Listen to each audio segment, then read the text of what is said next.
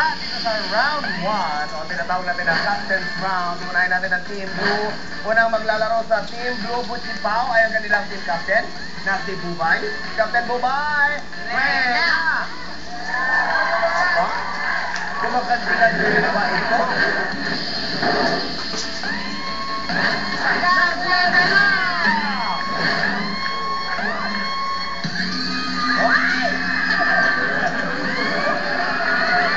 Alamin mo lang ang isda na umahon.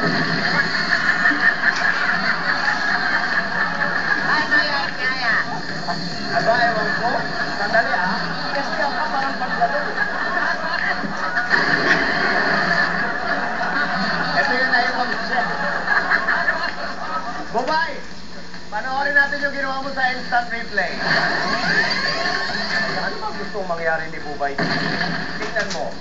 Ang ginagaya niya, isda. Ang ginawa niya parang aso.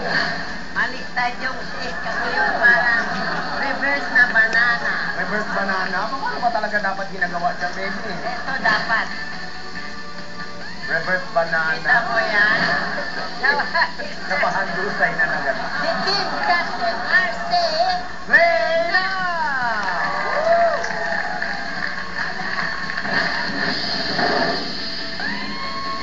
Yours not Lagana! Oh! Ay! Ako, parang baka mga nag-work out ito. Parang...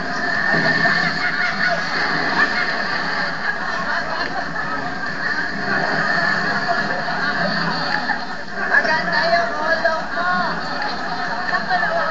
Patay na mga tubig. Okay. O, parang may ginawa mo. Tingnan mo. O, sabi ko nga sa'yo, parang nag-workout lang. Kaya para sa nag-up. Oh? Tapos pinipilit na mag-hold. Pero ito kasi, hole in the wall. Hindi ko hold in the wall. Pinipilit ko sa bawat. Hawak mo sa kapila. Simple lang. Sabi ko sa'yo, parang nag-workout lang yan. Panoorin mo to. Ito niya. Nakita mo, nag-up work. Eto, tingnan natin kung lulukuhin tayo ng scores nila. Unahin natin ang Team Blue, Butchie Pao. Score nyo ay... Wow. Boy! Good boy! Good boy. Tingnan naman natin ang score ng Team Red Cheer. Well, hindi bali yan. Round 1 pa lang naman. Oo nga, pwede pang bumalik dahil 20 points sa round 2. Yan ay makikita natin sa pagbabalik na Hole in the Wall!